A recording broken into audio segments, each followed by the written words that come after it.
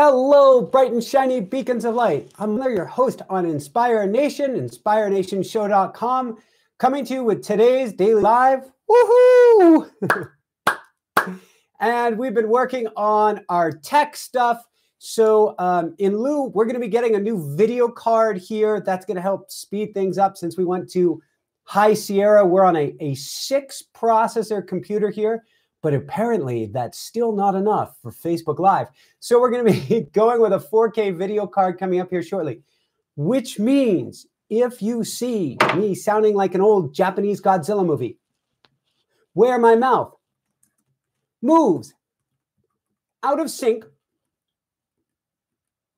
with what I'm saying, please let me know how we may cancel the beautiful Haleakala image behind us and go with the green screen. Now, Haleakala is cool. Haleakala is the mountain that we had behind us at our backs when we lived in Maui. It was we lived at about 2,200 feet up on the side of this 10,000-foot volcano. This is going into the crater behind us of this, I guess they call it dormant volcano. Nobody's willing to say that this volcano is permanently asleep, particularly with Kilauea on the next island over. So awake at the moment. But we lived, wow, all of my chat disappeared. We lived on the back of this mountain. And it's appropriate because every day for the first couple years, I don't know, 6 months or something that we were in Maui, I was obsessed with getting up early and going to the top of this mountain to try to get the most beautiful sunrise image. I got some great images, but nothing that I was looking for. But that's almost beside the point. Sunrise is there. That's what I want to talk with you about today, is about how to develop a magical morning routine for incredible success, energy, motivation, grounding, peacefulness, and achieving your dreams in your life. And I want to go back to the beginning, way back to the beginning. No. When I wrote my first niche bestseller, College Confidence with ADD, I used to go to the Alley Cat Cafe in Fort Collins, Colorado. I would go there at 6 p.m. I would write till about 6 a.m. And I would find that my mind would wake up in the middle of the night. What I didn't realize is for the first few hours, I was doing who knows what. Then the middle of the night, as all the fun pincushion people come in, that's what I call everybody who's really colorful. At that point, I was probably really colorful myself. The pincushion people would come in, and then it wasn't until 2, 3, 4 o'clock in the morning that my brain would go poof, and all these just crazy, beautiful ideas would come to me, and I would be able to write. What I didn't realize is I was utilizing the magic of the morning. 3 o'clock, 4 o'clock, almost to 5 o'clock, I call the holy hour. It's when we can think the most clearly. It's when the rest of the world is completely silent. And we can be so focused that we can literally almost stand on the head of a pin with our attention. That's the greatest time in the world to get things done. I didn't realize it at the time. Had a success with that book. At the time, I was reading self-help after self-help. Tony Robbins, Zig Ziglar, Napoleon Hill, Dale Carnegie, 7 Habits of Highly Successful People. His name is Stephen Covey, and so many more. Every single one of them saying exactly the same thing. Michael. Well, actually, they weren't addressing me personally, but basically they were saying, Michael, you need to get up early if you want to get your life together, if you want to be able to follow through, if you want to build your coaching business, if you want to be able to reach your dreams, if you want to be able to participate in life rather than staying on the sidelines. So since I had gotten a book out, but I hadn't been the most successful at marketing because I struggled both follow through. I struggled to get things done. I struggled with my motivation levels. I struggled with my energy levels, and on, not to mention the inner demons, which I've talked about on a few of these daily lives, what are weekly lives, what I call the screw up gene, which is waking up in the morning feeling like a truck ran over me and feeling like I screwed up the whole day before it even began. So all of that changed once I read The Monk Who Sold His Ferrari. When I read that by Robin Sharma, Wow, what a beautiful book. I resonated. First off, I had this little crotch rocket of the motorcycle. I called it my little Ferrari. It was what I call zero to jail or 0 to 100 in under 10 seconds. God, I love that bike. It was a bike I bought from Evel Knievel's nephew, one of probably dozens of nephews. And I lived to sell it, and I'm very happy about that. But the monk who sold his Ferrari finally got me over the hump. I was saying, there's no way I'm getting up early. You can't make me get up early. No way in heck am I getting up early. And then I read that and I said, that's one author too many who says your whole life changes when you start getting up early. And so I said, all right, I'm going to give this a go. I would say try, but try usually means that you're not really trying because you're giving yourself an out. So I'm going to go for it, and I'm going to see what happens. And I remember starting first off, trying to get myself up early, feeling like I had a hangover or something. And then I just forced myself to stick with it. And we're going to be talking about the magical morning routine, something Jessica and I have made. There's no need to push yourself the way I did. I kind of just grimaced my teeth, bit down on like a horse bit and said, I'm getting up early no matter what. It wasn't fun, but I put in place a meditation and a, guided meditation with Wayne Dyer. That helped. I started doing a little bit of manifestation work. That helped. And one of the coolest things that I found early on is that not only did my attitude start to change, not only did my ability to see things through start to change, but I'll get to it if only I had the time. Or all of the great things in life that I said, if I only had the time, then I would get them done. Suddenly, I had the time. The coolest thing of all to me, and this just may sound really weird to you, but it wasn't until I put a morning routine in place that I saw this thing behind me, a sunrise. I'd lived in Colorado for years. I'd lived in Boulder for years. I had no idea what the sunrise looked like and what the amazing palette of colors that God, universe, source, inner wisdom, whatever you want to call it, uses to paint the sky. Yellows, orange, blues, purples, and reds in the morning. I had no idea till I started getting up early. And I remember the first time I went outside, I think my jaw hit the floor and I'm like, wow, I can't believe it. And I probably had some tears. From then forward, I was hooked. It wasn't easy to get up in the morning. If it was, we wouldn't have made this magical morning routine program. It wasn't easy to figure out all the pieces to put in place. It took years of trial and error to figure out what goes where to build a successful morning routine. But I knew this. I was energized. I was on fire. I no longer felt like a truck had been running over me. I was able to follow through, to see things through to completion. My confidence grew. My ability to say, yes, I can do that grew. But also my inner wisdom grew, which said, and that's something we teach about in automatic writing and on our magical morning routine, my inner wisdom grew to where I was more discerning. I'd say yes to things I really wanted to do and no to others. Why? Well, I wasn't waking up exhausted. That's the thing. We often, most of us, the majority of us, don't get up early, but we wake up more tired than if we got up early. It seems counterintuitive, but there's a reason they say the early bird gets the worm. When you learn how to get up early, which does involve some tricks to get you to bed a little bit earlier, but when you learn how to do that, you wake up rested and refreshed and clear of mind, and as I'm going to talk about in a minute, sounder of body. And my woohoo, which came after my first NDE, my woohoo, I'm guessing, came as kind of like an early morning, woohoo!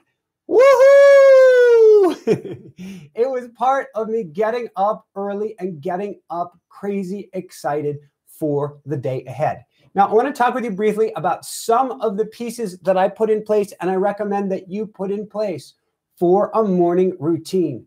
First off, you need meditation in there. You need something that helps slow you down, get you grounded, get you plugged in to the day ahead.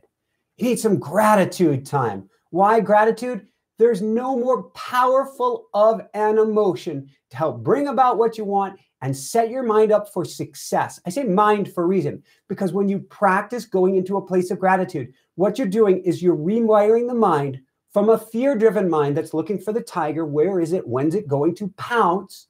And instead, you're looking for the good stuff. Where is it? What do I get to woohoo or celebrate? So you're rewiring your mind each and every morning. Then automatic writing or journaling to get a big picture perspective on your life. It's so helpful to be able to get back out of your own fishbowl. See what's coming, what you want to do, what you don't want to do, what you get to watch out for, things that you may not have remembered.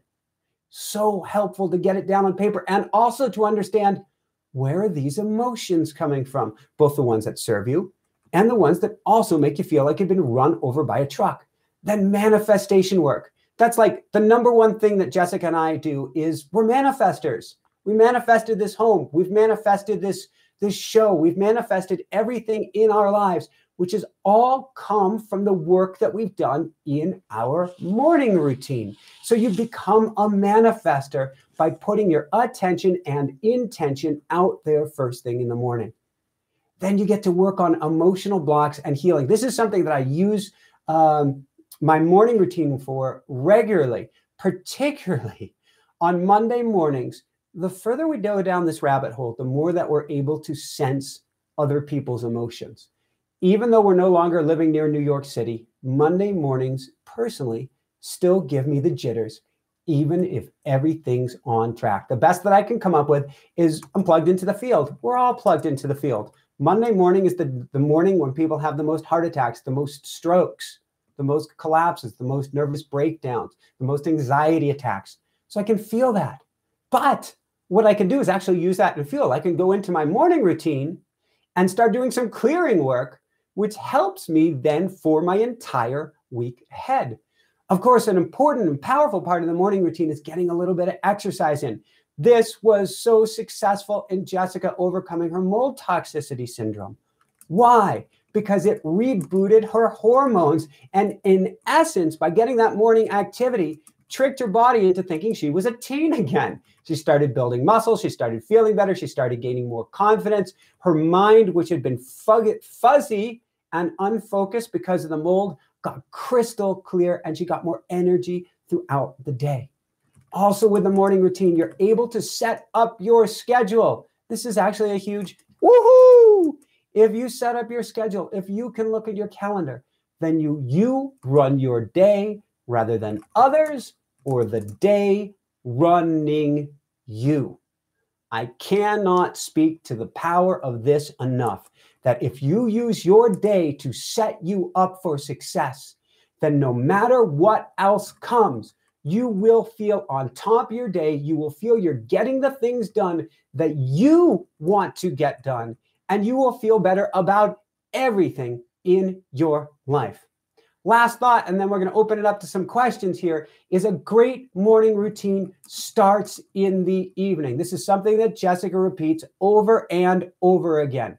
If you can get to bed even just a little bit earlier, and it's something that I teach about in the magical morning routine, you can get to bed just a little bit earlier, you will increase the quality of your sleep.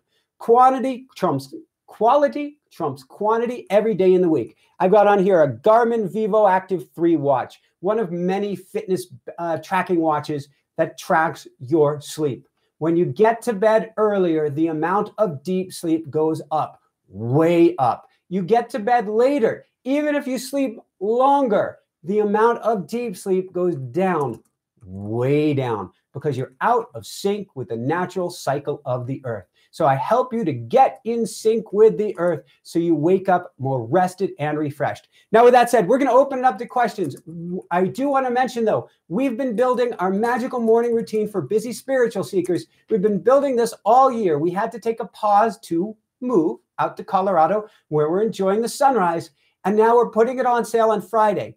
If you want it ahead of then, if you want to participate in our pre-sale, you can pre-order it by going to inspirenationuniversity.com and click on the magical morning routine. You can get it for half off right now simply by using the coupon code Magical 50. Simply go to inspirenationuniversity.com and click on the Magical Morning Routine for Busy Spiritual Seekers program. We call it MMR for short. And type in Magical 50 and you'll get 50% off.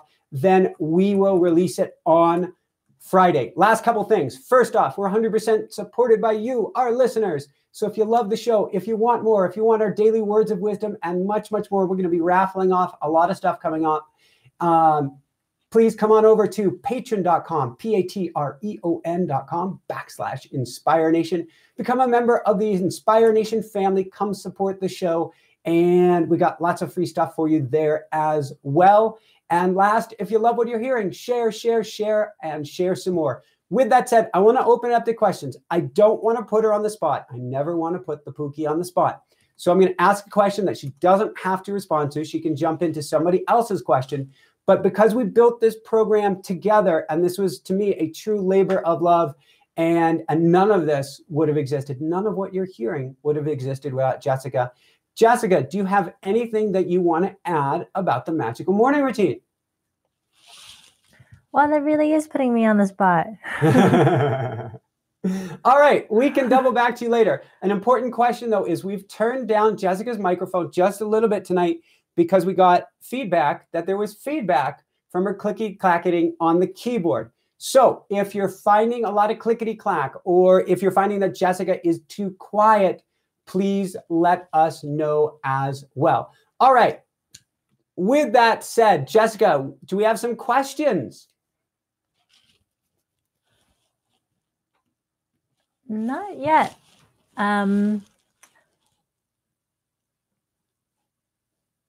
You sound like you're going to say something. I'm seeing if I have a question. Okay, I have a question from Anthony. Yes. Who asks, how do you get back into place?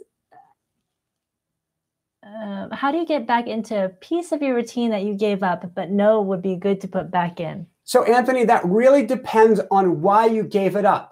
So when I coach people, I give homework, lots of homework. I love to give homework. Some's real easy, some's harder, some's real challenging. What I find is the real challenging stuff people often don't do, and we learn from that. There could be an emotional wound, a trauma, a energetic block that's stopping you from doing that. So you may need to look at it. You may need to do some journaling about it, some tapping about it, or some other energetic release work. It's important that you ask, why did you take it out? If you feel you're just being quote unquote lazy, I would still challenge you, because I believe the best morning routine is one that links easy to do micro habit after easy to do micro habit after easy to do, so that you trip over success. All right, I see that you say I dropped journaling. So if I was to try to put journaling back into my routine, what I would do is I would have my journal, if it's on a journal, I would have my journal out and on the ready. And I would go from my meditation, and as soon as I finished sitting, I would have the journal next to me, and I would simply grab the journal and start writing for 5 or 10 minutes before I allow myself to get out of my seat. Then you don't have to worry about forcing anything, going to find the journal, deciding whether you want to do it. You just go, I'm going to write for 5 or 10 minutes, and then I'm going to get up and go about my day. You're literally tripping over success. What can you do to make it even simpler? Meditate with the journal in your lap. I guarantee you, Andrew, if you do this, when you meditate, ideas will come to you, and you will want to get, Arthur, you will want to get them down. Wait until the end of the meditation, and then immediately go into your writing. You can also do automatic writing. That's an even more powerful technique than just journaling, to start to get those words of wisdom, which often start to bubble up in your meditation. Notice how one thing flows directly to the next, to the next. It's always about making micro habits. The brain works by efficiency. This is why we go into autopilot. This is why we can get home from work or from school without thinking about it, because the body and brain want to use the fewest calories, the least amount of energy possible. So it can be on the alert, it can be on the ready, and it can store energy for as long as possible. So we don't want to make it difficult to have to choose whether to journal, whether to choose to meditate. Instead, you link one micro habit with the next, and you use the efficiency, you use the autopilot that says, meditation's done, grab pen. You don't have to go, meditation's done. What do I do next? Do I want to do writing? Do I want to go get some breakfast? That takes a lot more work. Beautiful question, Anthony, and thank you so much for asking. And Anthony, I may have called you Arthur, as we have, I think, 3 or 4 A's watching or listening at the exact same time. Jessica, do we have a next question from any of the A's? We do. From Ashley, who asks, how do I break bad habits to make new routines? I guess I get anxiety when I wake up. How do I start something new and get rid of that? That is a beautiful, beautiful question, Ashley. Firstly, the bad habit that I would get rid of is labeling anything a bad habit. Everything is okay. Everything can be changed, but our words have power. Let's not give it the power of calling it a bad habit. Let's just say it's a detour. Call it something more positive. With that said, if you have anxiety first thing in the morning, one of the easiest things that you can do is go to a place of gratitude, something that I was mentioning earlier. So Ashley, here's your homework. Get up in the morning, and for the next week, minimum, the first thing that I want you to do each morning is look for 5 new things to be grateful for. The trick is new. Each morning, Ashley, they have to be new things. And they can't be things that are not related to you, such as being excited that your sports team did well, unless you're doing sports memorabilia sales or something that's personally related. I want 5 things directly related to you. It could be one of those things to be grateful for is you got up to do a gratitude exercise. One of the things to be grateful for is you got to listen to this show. One of the things to be grateful for is you've got the bed, the roof over your head, or the food you're going to have for breakfast. Each morning, if you go to gratitude, you help to start to rewire your mind. Another thing that is a powerful, powerful tool, we've talked about it in other lives. I don't think we're going to go over it completely in tonight's show, is to go to EFT tapping. You can look up Inspire Nation shows with Dawson Church and EFT tapping, or Nick Ortner and EFT tapping. It helps diffuse the nervous system, calm you down, and help peel away the layers of anxiety from the onion to help you spring load your day in a more positive place. With that said, I am hearing Sir Meowsers, who loves to get going in these lives, who is going to do everything in his power to see if he can bring up a little anxiety in us. So I'm very curious as to how this is going to go, as Jessica and I are both plugged in, and I can hear him in the background like a baby crying. We have fed him just beforehand, and we love him very, very dearly. And in fact, I think there's a Chewy's order coming in today from FedEx with all sorts of new goodness for Sir Meowsers. All right, do we have a next question? We do. And the Chewy's order already arrived, and he's and I got a variety pack for him. So I think he just wants extra attention. Well, that and he got some live food yesterday, didn't he? Yes. We're not going there, I guess. Our next question is from another A, Arthur. All right. Who asks, hi, Arthur. Any tips, Michael, on sleeping constantly through the night, as I sleep in short, deep sessions and wake up 2 or 3 times a night? So, Arthur, there are many, many keys. I'm going to go over a handful with you. We have a lot more in our morning routine program. And then that's actually going to be our next program, is on evenings and setting yourself up for success. First off, a great evening starts in the morning. It's a chicken and the egg thing.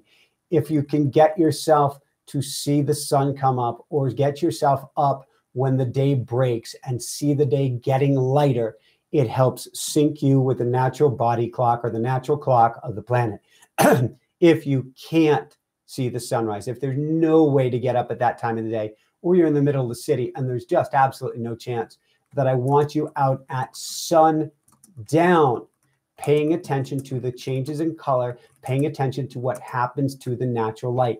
This helps sync you again with the clock. It's best if you can get for a walk first thing in the morning, or just at sunset, so that you can get your eyes to adjust and adapt and to sync with the natural cycle of the earth.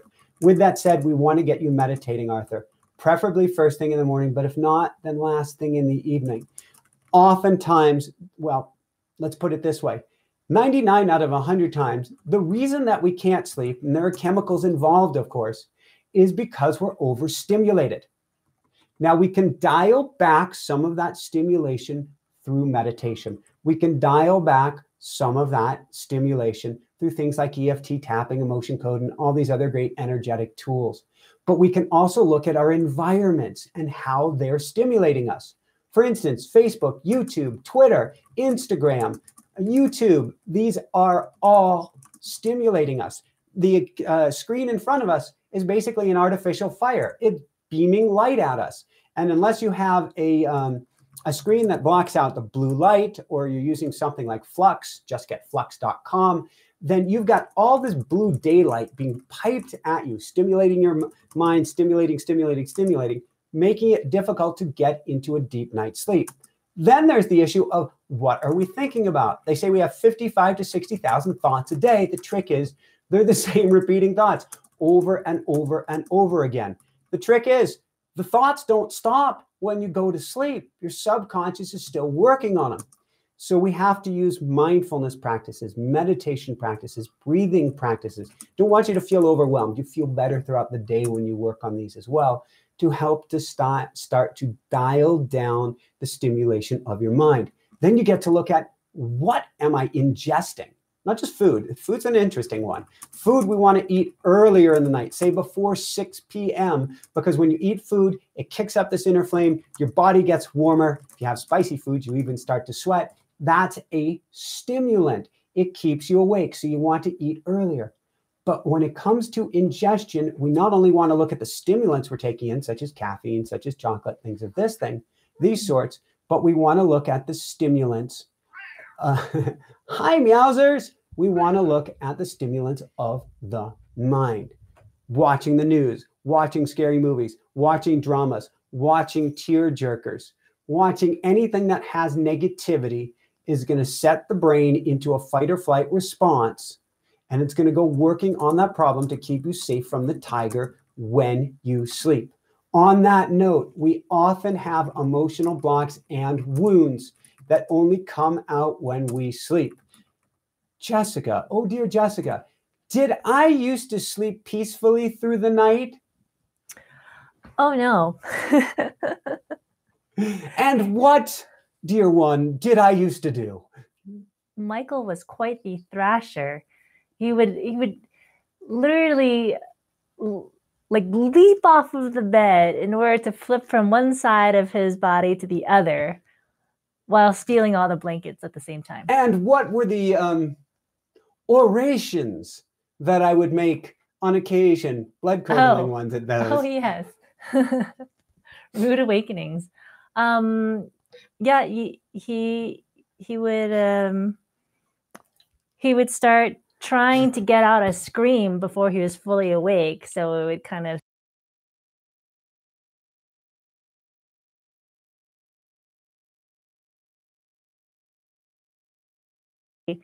and start screaming. And that was thank you. And I had to sneeze to get out some repressed emotion apparently while you're doing that. That was a lot of emotional wounds and blocks that got to be addressed. And I went after him with EFT tapping, with emotion code, with an exercise I call the better out than in, basically journaling and shredding and getting out all the negativity and anger inside of me that would start to come up in the middle of the night. So the night, when the night isn't going, quote, well, it is a sign that there's things to do in the daytime to help dial back all the stress, all the negativity, all the worries and concerns, and all of the things that the subconscious is working on. We can also replace them with positives. That comes from affirmations to a small extent. It comes from automatic writing. It comes from journaling. It comes on working on discovering your purpose path on the direction, things to help you feel on fire. But where I would start first and foremost is dialing back all the stimulants, the light, the electronics, what you're ingesting in the evening, and starting to get to bed a little bit early. Key trick with this, Arthur. When you go to bed early, I don't want you worrying about falling asleep. That's not what going to bed is about. Going to bed is about detuning, I guess is a good way to put it, detuning your nervous system, which means If you go to bed and you go, I want to go to sleep now. I want to go to sleep. Why aren't I falling asleep? Why aren't I falling asleep? Why? You are revving up your nervous system and you're going to have troubles falling asleep. Or if you fall asleep, you're going to pop awake and then you're going to be going, now I can't sleep. Now I can't sleep. See, couldn't sleep. If instead you go to bed and you go, just kicking back, no place to be, nothing to do. I got all night to just be here. And you just take this for such a treasure that it is, that you have a peaceful opportunity to rest, kick back, roof overhead, had a good meal, maybe have a special someone in your life. Either way, you get to just be. When you do that, your sleep improves tenfold, but not only does your sleep improve tenfold, but your waking life does too. Beautiful, beautiful question, Arthur. And I wish you the sweetest dreams and best night's sleep ahead. And if not sleep, best night kicking back, relaxing, and just being with you, which is actually perfect just as it is. So thank you so much. Jessica, do we have another question? Let's see.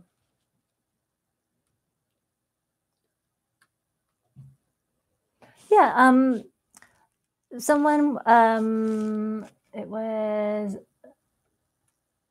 Ashley, I believe, who was asking about the best way to get into meditations if you're new to it.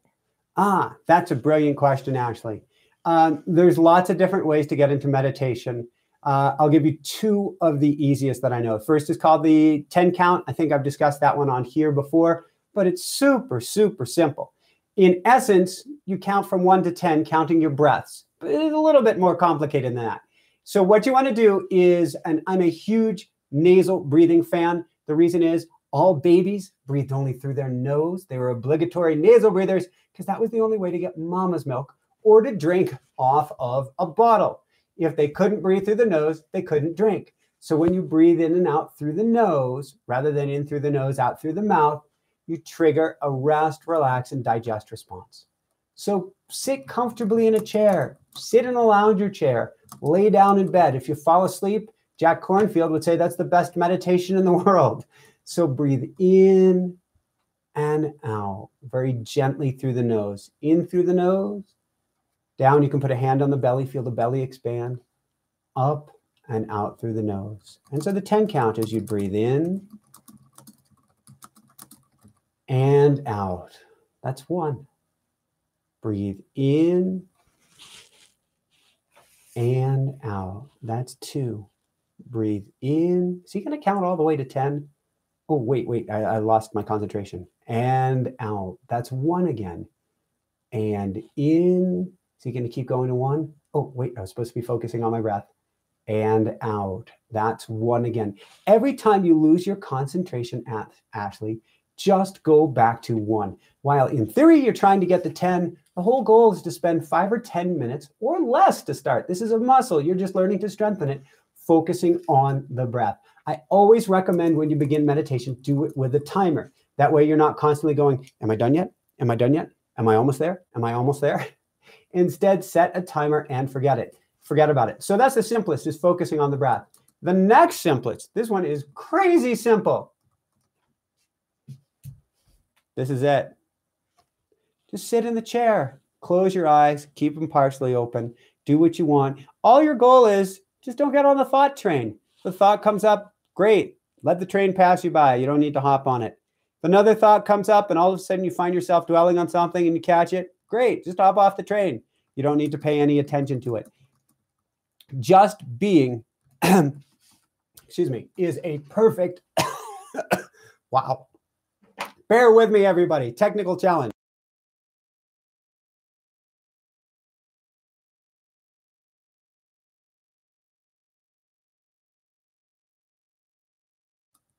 That was interesting.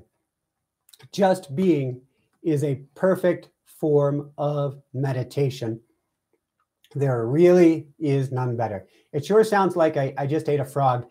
Jessica, for 30 seconds, do you want to add anything to this while I drink a little bit more water?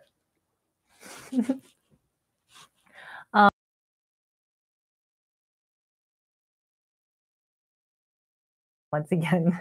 Do you want to talk about anything meditation, easy meditation related, meditation tips for people, or completely talk about anything else as I honk the schnoz and drink a little water?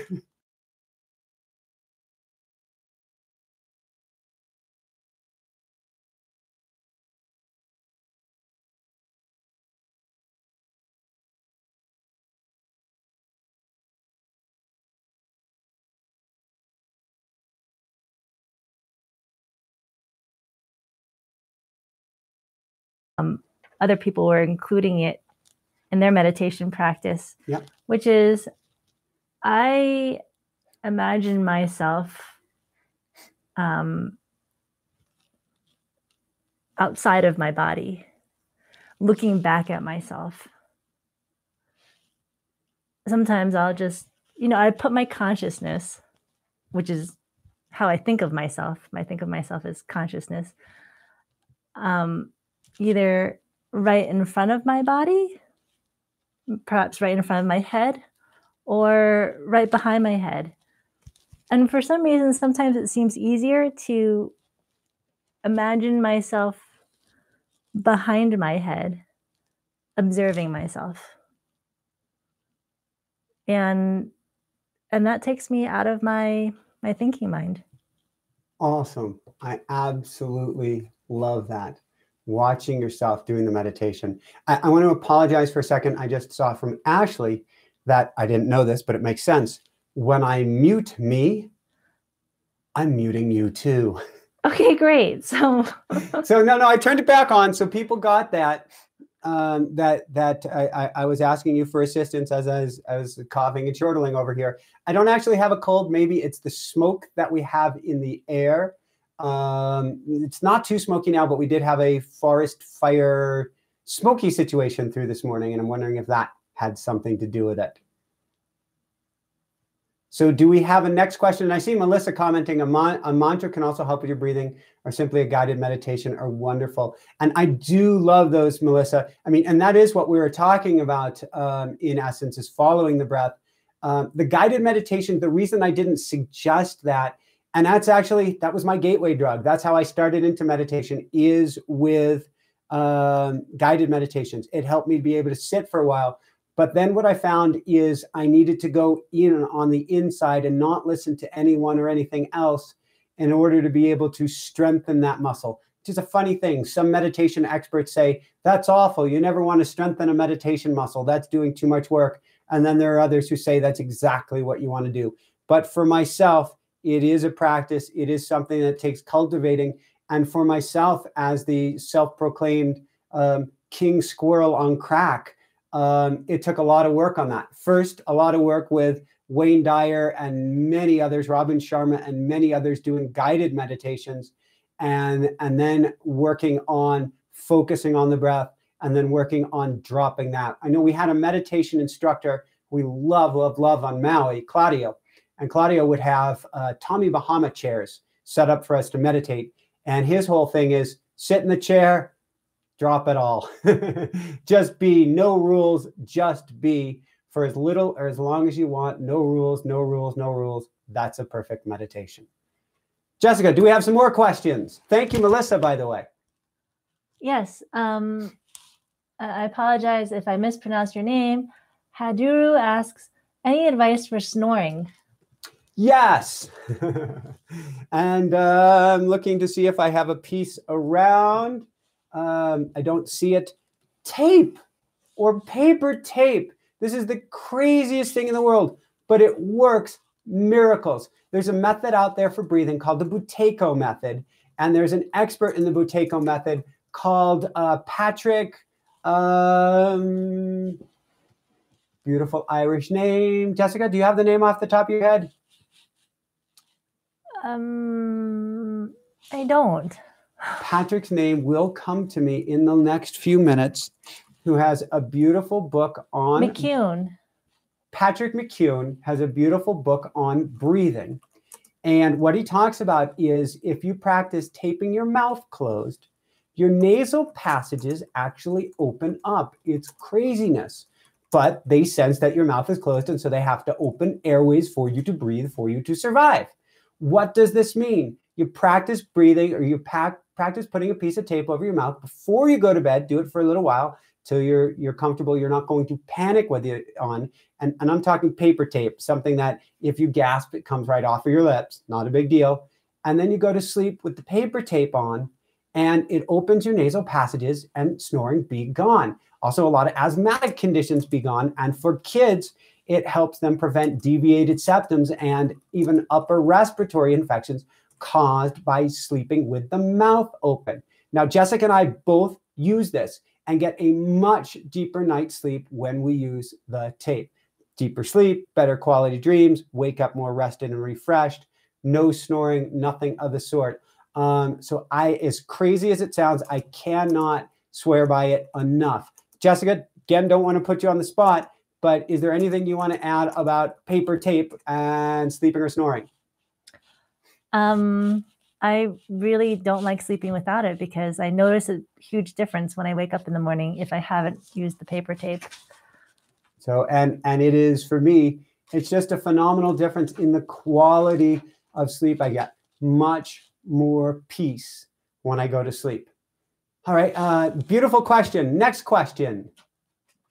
Our next question is from Ashley. My husband jerks a lot in his sleep or will wake up and sit up on the side of the bed. Do you think it's due to the subconscious thought that you mentioned earlier? My guess is yes. is a restless night's sleep to means a restless mind or a subconscious that is, I want to use the word disturbed, but I'm not picking on him at all. Almost all of our subconscious are disturbed. A subconscious that feels incongruent, out of congruence, out of alignment with what's going on in his life. So if he's unable to feel in the flow, in alignment, or to feel, what's the word for it, empowered during the day, he may thrash about at night restless because he wasn't able to use that energy in the daytime. In essence, it's like a creative angst. The more that you can help him either get in the flow in the daytime, get some relaxation in the daytime, or get to a meditative state in the daytime, the more that's going to carry over at night. There really is no separation in day and night. What's expressed in night affects in the day. What is expressed in the day affects the night. This is why, and forgive me so much, Jessica, for a long, long time, until I got more pieces of the puzzle in my life in order, and a lot of the magical routine pieces in order, I had terrible dreams where I would wake up feeling like I've screwed up things, I've ruined things, my life is over, God knows what, and I would wake up just miserable in the morning. It's very rare now. It does happen on occasion. I go to all of my energetic tools when it does happen and go, what can I learn from it? But it wasn't until I started to get my day in order that my night got in order. And once I started to get my night in order, my morning started much, much easier. Next question, Jessica. Yes.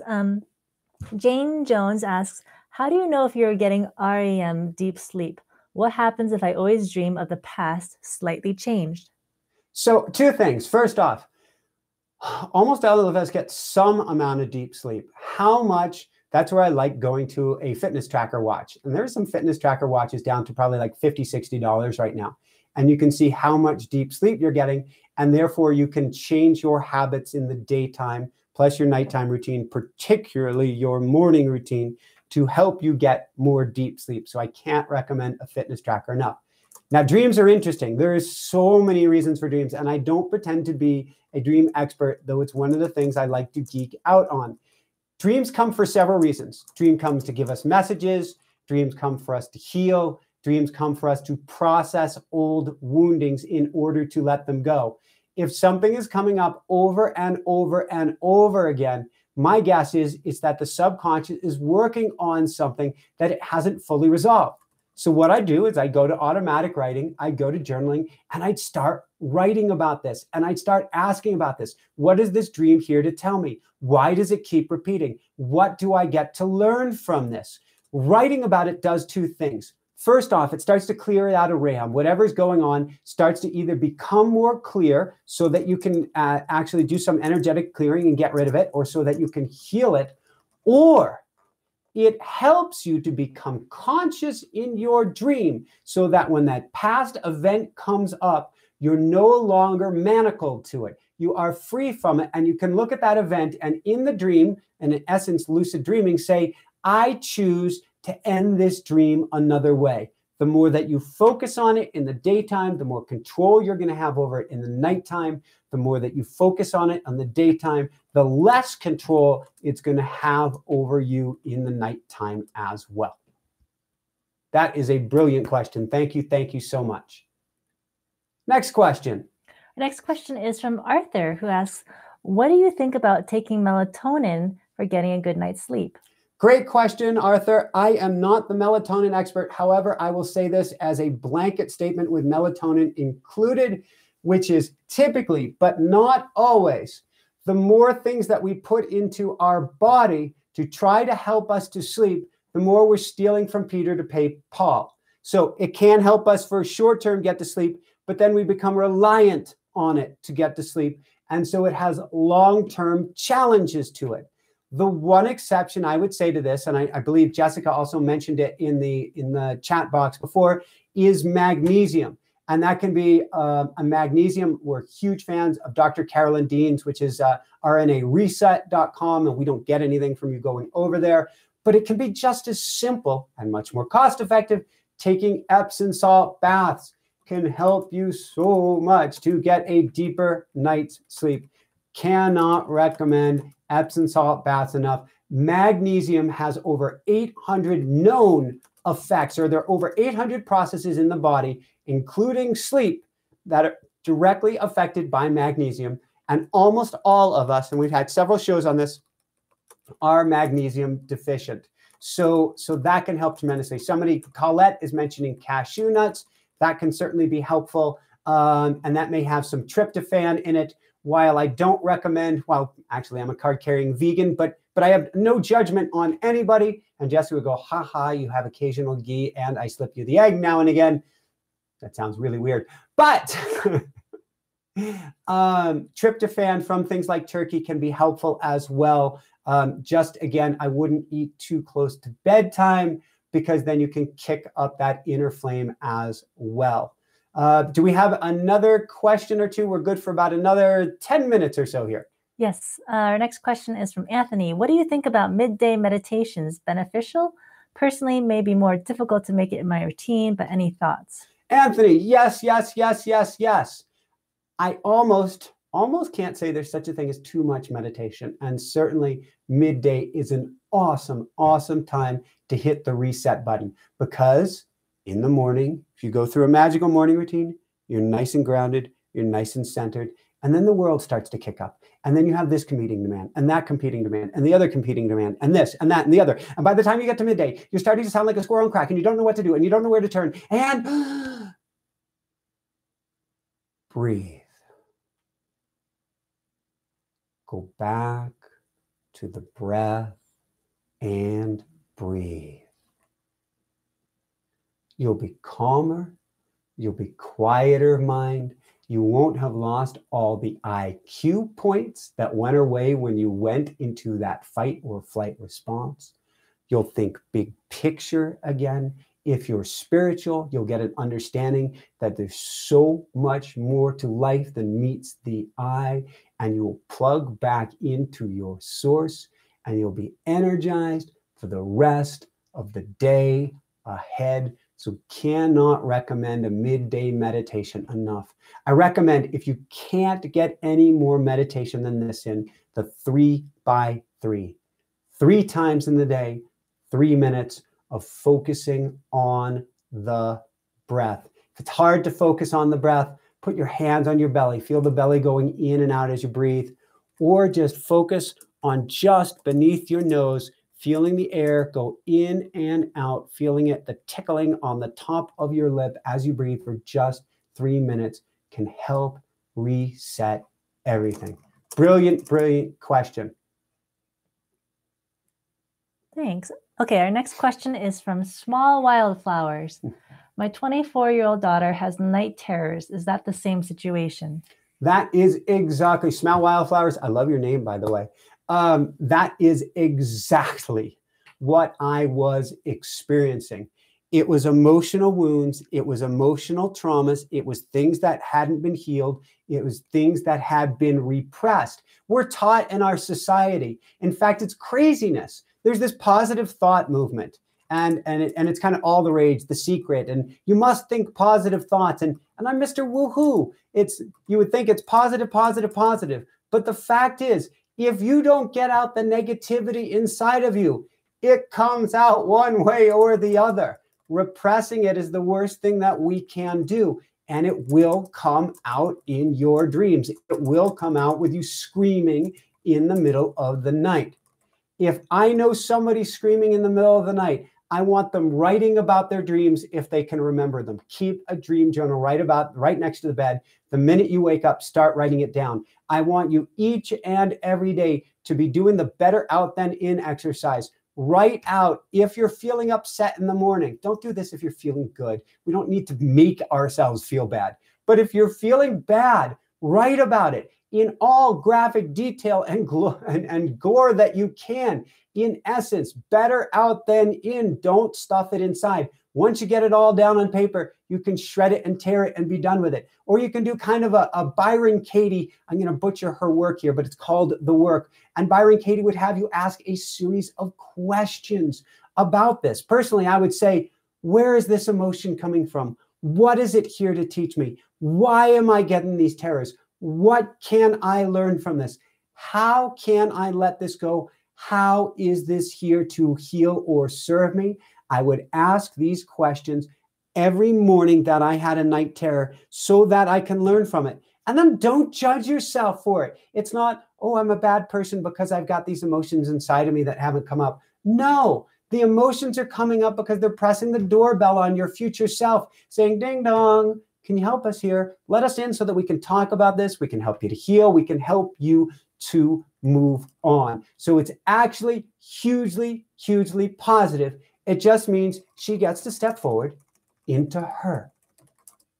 Beautiful question, Small Wildflowers. I'm hearing a last thing, which is have her lean in to the negativity, lean into the negative emotions, lean into the terror and the challenges, and she will find, oh, forgive me, the small wildflowers on the other side. I couldn't resist. Woo-hoo. Do we have a last few questions, Jessica? Yes. Our next question is from Colette. Yes. Who says, I have an underactive thyroid. Was told not to take magnesium. What do you think? I am not a medical expert. I will not, what do you call it? Contradict a medical expert. What I would do, though, is check out our interview with actually two of them, with Dr. Carolyn Dean, or check out any of the work by Dr. Carolyn Dean, or go get the book Magnesium Miracle by Dr. Carolyn Dean, who's one of the leading foremost authorities on magnesium. And there is, I'm sure, I can recall sections or at least parts of the book talking about hypothyroid, and I would get the facts there, and then I would do my own homework. The thing about any supplement, any cure, anything with medicine today is that we get to be empowered. We get to learn about our bodies. We get to learn from many experts, not just the white smock in front of us who we pay our copay to. We get to learn what's best for us. I think that is so, so important. And then if you feel called to do this, again, I'm not the expert. Please don't take me as a medical expert. This is not a medical advice. But at the end of the day, you get to know your body better than anyone else. And if I didn't take my own advice, I literally wouldn't be walking today. I don't even know if I would have a left leg, but I had to trust my own inner wisdom. And so I can't recommend that enough. Beautiful, beautiful question. And let me know how it goes, one way or the other. All right. I think these questions are going quickly. We may have time for 2 more questions.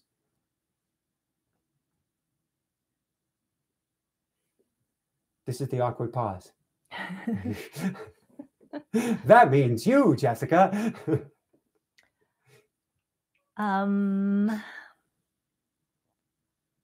Do we have 2 more questions? My question for you is, yeah, what is your routine for getting into your morning meditation? Ooh. Because you don't do the 10 count yourself, do you? That's a beautiful question. No, at this point, I get up, I brush my teeth, use the bathroom, of course. I don't actually get any water anymore. I used to, but now I actually save my water for afterwards. And then I basically go to the cushion and just drop in. And by drop in, I mean, I just let the mind let the mind go silent. Now, admittedly, since we've moved, the mind hasn't been that quiet, but that's okay too. I just be with it. If a thought comes up, I notice it, I try to let it go. Might be there for a few seconds, but I try to let it go. Something else comes up, I notice it, I just try to let it go. But I just try to be in the sweetness of not needing to be anywhere and do anything. It's why I'm one of the weird ones out there who enjoys plane rides without electronics on, because I have no place to go and nothing to do. Maybe it's because there's so many hours that are chock full in our lives. I love just sitting there. And to me, there is nothing more beautiful than for 10, 20, or 30 minutes before I go into my automatic writing, just to go, and just be with the experience. Now, with that said, as I was doing that, I just noticed another question that came up. I think several came up, but I'm noticing Arthur's here. And so if I'm jumping ahead, Jessica, please give me the other one after I do Arthur's, which is, and it disappeared here, something about, do you use your bead necklace for repetitious affirmations? That is a great question, Arthur. Typically not the necklace, which is actually sagging today. It just started to stretch out on me. And so we may get to do some relacing or replacing before it breaks on us. The necklace is more to me of a reminder that I'm a spiritual being having a human experience. In other words, that there is no separation between body, mind, and soul. And I do a lot of prayers when I put this on. And to me, when I'm wearing it, it's kind of like my superhero cape. I'm in a state of prayer. However, I do almost always have a beaded bracelet on me, and I am continuously running through mantras. Lately, it's been either I am love, I am healthy, I am stillness, something to that effect. I am love, I am health, I am stillness. Or it is, and what I'm doing during every interview, I send love, and during every coaching session, I send love, I send love, I send love. And I will just repeat that over and over and over again. I'll do that on hikes, particularly challenging hikes. I will either go to a place of love or go to a place of love and stillness. For me, when I think of spirituality, I'm continuously asking myself, in my better moments, how can I stay connected? There is no such thing as non-connection. How can I remember that I'm connected each and every moment? The more that I go to a mantra, the more that I can remember who I am and what I am and stay in that special sacred place. And the more that I do this, the better Jessica feels, because I have a huge energy to me. A skinny body, huge energy. And what that means is if I'm not centered, that energy can barf all over her. and she is sensitive kitty cat, which is a great combination from my perspective, maybe not as much from her perspective, but it's continuously teaching me how to watch my energy more, how to watch it more, how to become more still, more grounded, more centered. And my bracelet has been such an instrumental tool in that. Going back a few years, something I've talked about a lot in our daily wows, or in our daily wows as well, but also in our weekly Ask Michael Anythings, is I used to have a lot of self-anger and self-loathing, a lot which wasn't mine, but I was gifted it probably as an early child. And going to I love myself, which was so freaking, hard to get to. But going there with the bracelet was essential for changing everything. And going to a mantra, any mantra, helped take me from the chatter of my squirrel and crack mind and helped get me to a grounded place.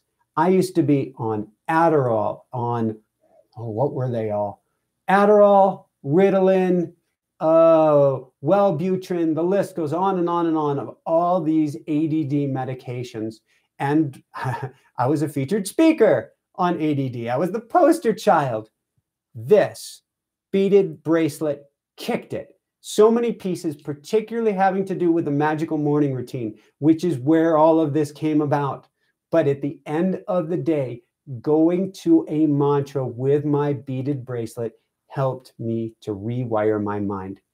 Jessica, so brilliant questions. Jessica, I know we skipped past somebody, so I'm willing to take one more question. Do you know which question that was? You actually skipped two. Aha. Thank you. The first one's a quickie. Carla Solberg asks, how many hours a night do you two sleep, if you don't mind me asking? Great question, Carla. And I can speak for myself, then I will let Jessica speak for herself. I sleep between 7 and 8. I find the earlier I get to bed, the more I'm great with 7. The later I get to bed, the more I need 8. If I can get to bed by crazy 8:30 at night, which is not what I'm recommending for people, but if I can get to bed at that time, then 6:30 feels amazing. 6.5 hours feels amazing. 7 feels on top of the world. And I'll typically be sprightly and up around 3:30 or 4 in the morning, or 4:30 at the latest, like a little chipper monkey. But that's only if I get to bed real early. The more you sync with the natural cycle of the earth, I believe the greater the quality you get rather than needing the quantity. It's not something that they've done a lot of sleep studies on, but we've been finding this, and particularly even with our coaching clients, with their watches on and tracking the sleep, that earlier you get to bed, the deeper you get to sleep more quickly. So that's me. Let's talk with Jessica about this. So I typed my answer already, but real quick, I still shoot for 8 hours of sleep, even if I get to bed super early. And I think that's just a habit I got into when I was sick and I was healing. And I just got into this mindset that sleep was incredibly important for my health. So, and also I look younger when I sleep well. I sleep extra. And I am not in any way saying that you need to get less than 8 or that you have to get less than 8. And our program isn't designed to get less than 8. I think 8's a sweet number. And one of the things that I watch on the watch is resting heart rate values. And if I'm not getting enough sleep, and enough quality sleep, the resting heart rate, average resting heart rate, starts to go up. So you can literally get metrics on this to see how much sleep does my body need before it starts reacting to it. I think sleep is the most beautiful thing in the world, and it's completely underrated, particularly in our society, which are drivers and strivers, and let's put our pedal to the metal. And if you need sleep, then you're weak. I would say the exact opposite is true. If you want to be creative, you need sleep. If you want to think clearly, you need sleep. If you want to be the highest level thinker, you need sleep. If you want to be a top athlete, you need sleep. If you want to be the greatest mom or dad or just healthy, centered, happy individual in the world, then you need sleep. All right, last question. And I guess this is not a really short one. Not a short. Our last question. And thank you, Carla. From Jane Jones, how long does it take to change my bad habits? Any suggestions for staying on track with a new routine? Hi, Jane Jones. This kind of brings us full circle to the first question about bad habits. There are no such things as bad habits, just challenging ones. Watching language is so critically important. It's something I get to do better myself. But words have power. In the beginning, there was the word. Words create things. And so always watch what that word is. With that said, I know you didn't want me picking on the word bad. So, Jane Jones, micro habits. Put in place micro habits and make a commitment set in stone. So just like an alcoholic going to 12 steps saying, I will not drink, and making that commitment with every ounce of energy they have. And then he or she may still fall off the wagon occasionally, but will pull himself back on because, well, we've got our human mind. It's totally okay. Make a commitment to whatever habit it is, and then set yourself up for success. What's that look like? You want to get up early? Set several alarms in the evening to get to sleep on time. Set several more alarms in the morning to get yourself up. You want to meditate? Make sure that you have your cushion on the ready. The second your alarm goes off, make a commitment. No snooze button, which not a study in the world says that you get any quality sleep once you hit that snooze button. When the alarm goes off, kick yourself out of bed that second. Make that commitment, and then link one micro habit to the next, kind, gentle, easy, good. That means don't force, don't strain, don't try to do too much at once. Small, tiny changes. So for instance, let's say that you want to get up an hour or two early. Great, Jane. Let's start with 15 minutes. Let's even start with 10 minutes for a few days. Then let's just stay there for a few days. Then 10 minutes more. Then stay there for a few days. Then 10 minutes more. You see where I'm going. I want you to trip over success, to make it ridiculously easy to succeed. So whatever it is you're challenged with, see why you're challenged. One of the examples I give to my coaching clients, and we'll probably wrap up with this, is let's say a coaching client says, I'm having trouble getting to the gym, Michael. And I say, why is that? And she says, well, because I can never remember my gym shoes. And I go, okay, great. You got your gym shoes there? Yes. Well, why don't we have you tie them to the door? That way you've got them when you leave. Then I speak to my client next time.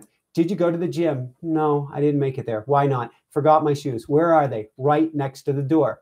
Do you take a car to the gym? Yes. Is the car there? Yes. Are the gym shoes there? Yes. All right, let's tie the shoes to the steering wheel. You see where I'm going, Jane? We make it easy to trip over success. I don't believe in working harder. I don't believe in working smarter. I believe in finding ways to get you into the flow. So I believe that's it from here. Brilliant question, Jane. Jessica, do you have anything you want to add? To the Meowsers is just trying to jump on the keyboard. While that's going on, we have our magical morning routine. It's on sale. It's actually a pre-sale right now. Oh my. Pre-sale for the next few days. If you go on over to inspirenationuniversity.com, inspirenationuniversity.com, and click on the magical morning routine and type in magical 50. You'll get 50% off when you pre-order, and then you'll get the program on Friday. You don't have to keep up with anything. This is completely self-paced, but we will have free every other week live classes where you can interact, where we're going to be growing together. We're going to have a Facebook group where you can grow together as well. And there's everything from theta binaural beat music to help you get to sleep, to help you get into that meditative state in the morning. And then the kind, gentle, easy, good method of helping you get up early and put all of these pieces in place so that you don't have to think about it. You don't have to worry about it. You just follow along step by step, and it is super easy, and it is life transformative. You're going to wake up more energized, more inspired, more on fire, more positive, more energy for the day. You're going to see the big picture of your day more clearly, helping you to ride the day rather than the day to ride you. And I cannot say this enough, all great things that have come out of my life, every single one of them has come from having our magical morning routine. It is the morning that has set me up for success. It is the morning that has helped me to rewire my mind. I'm convinced it's the morning that literally helped me manifest or attract Jessica into my life, because without it, I was a spinning ball of energy. Jessica, anything that you want to add to that? Well, with the magical morning routine, there will also be live calls, private live calls through zoom.us. So it's a little different than this setting because it's interactive. We can see you and we can hear you, so we can have real conversations live. Don't worry, if you're shy, you can have it so that you're not seen as well. But it's a class and it's cool. But there's no having to keep up, and there's no, oh, I'm behind or don't have the time, so I'm not going to join. They're there for your help. You can bring your questions at any time, but it means we're there for you. And they're really fun. I love these lives, but our classes, to me, and we've been doing the automatic writing classes for quite a while now, to me, I get something really special out of that interaction, and it's a very personal environment where you can say, Michael, here's a particular challenge that I'm running into. Can you help me figure this out? Or Jessica, can you give me your perspective? Can you help me to figure this out? And I found that to be really cool. You can actually see me. Woohoo! That is a miracle, ladies and gentlemen. That's worth the entire cost of the program. Woo! At least when it's on sale. Yeah. Arthur, that's a brilliant question. We're going to have to save that for next time. How did you meet Jessica? But I will say that as part of my magical morning routine, each and every morning I was writing down who I was looking for, what she was like, and I definitely got the or something better. And that all came out of my morning routine. So that's InspireNationUniversity.com. Click on the magical morning routine, magical 50, get 50% off. And if you want to support the show and become a Backstage Pass member, basically a member of the Inspire Nation family, come on over to patreon.com/Inspire Nation. I see Jessica is starting on the story as well. I don't have time to finish it. Probably not. And I am coaching in 4 minutes. So I get to wrap this up to work one-on-one with a beautiful someone in just a few minutes. Our coaching is pretty darn close to full. If you are looking for coaching, though, we do have maybe a slot or two available. InspireNationShow.com/coaching. But that's where I'm headed right now. Jessica, any last words of wisdom that you want to add? I think Anthony said it. It seems he was manifesting, not meditating. Yes, there's a time and a place for everything, Anthony. A time and a place for everything. Woohoo! So, Ashley, if you go on over to Inspire Nation University, right now it's 50% off, so you'll be able to see that. And that's for a very short time. Very, very affordable. And then it goes up from there. But we're still putting this out in a way that everybody can have access to this. Thank you all for watching. Thank you all for participating. Come on next Tuesday at 7:11 Eastern Time. Bring your questions. You can shoot us your questions in advance as well. You can put them here on this page. And Jessica, where else can they send their questions? Questions for what? Sorry. For next week's YouTube Live. Oh, yes. We have a contact form at InspireNationShow.com. Perfect. And you can also reach us through Facebook. Woohoo! And that's, I think, Inspire Nation Show on Facebook. Last thing. If you like this, share. Share with your friends, share with your family, share with your loved ones. The more that we can share, the more that we can help change the world. Want to send you all the love in the world. I guess I won't try to do a cameo with Meowsers today. We'll do a cameo next time. Above and beyond all else, we send all our love and shine bright. Woohoo!